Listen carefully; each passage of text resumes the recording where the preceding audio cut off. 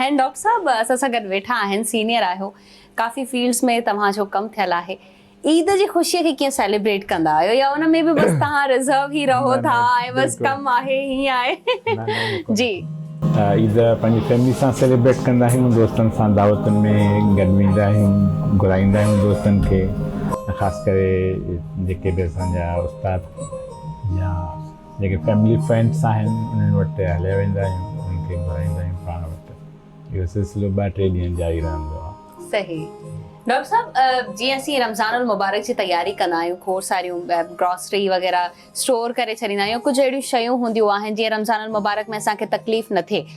ईअं ई छा ईद बि कोई मैसेज असां ॾे खणी अचे थी कन्वे करे थी कुझु असांखे चवे थी? ॾिसो ईद जो जेको त्योहार आहे उहो असांखे इहो अहसासु थो ॾियारे त तव्हां ग़रीबनि सां केतिरो हमदर्द था रखो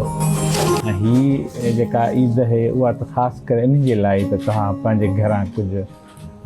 अमाउंट कढी उन्हनि ग़रीब ऐं मुस्तहक़ माण्हुनि ताईं पहुचायो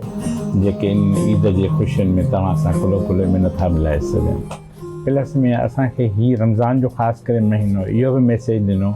त ॾिसो जेके माण्हू ग़रीब आहिनि ऐं जेके बेपहुच आहिनि ॿिनि वेलनि जे मानी जे लाइ तव्हां इहो अहसासु कयो त इहो तव्हांखे केॾो मैसेज थो मिले ऐं केतिरी जेका आहे सा तकलीफ़ थी थिए जेके माण्हू बुख ते वेठा आहिनि त इन सां गॾोगॾु असांजो बि हिकिड़ो इम्तिहान आहे त असीं अलाह जी तरफ़ कहिड़े नमूने सां उन्हनि जी इबादतनि में हिसो विझूं।